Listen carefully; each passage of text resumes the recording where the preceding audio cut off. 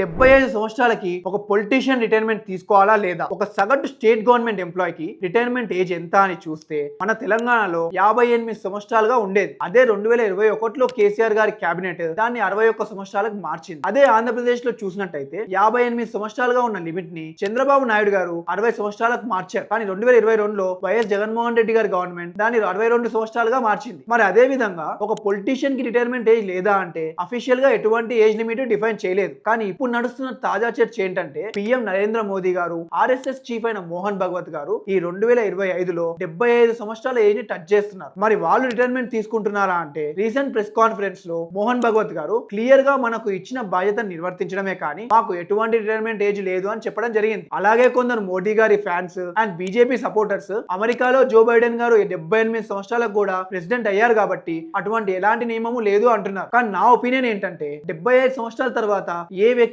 ఏ stream లో అయినా కానీ రిటైర్మెంట్ తీసుకోవాలి అని. ఎందుకంటే వాళ్ళు ఎఫిషియెంట్ గా పనిచేయలేరు అనేది నా ఉద్దేశం కాదు, కానీ కొత్త నాయకత్వానికి ఛాన్స్ ఇవ్వాలి అనేది నా ఒపీనియన్. మీ ఒపీనియన్ ని కమెంట్ చేయండి.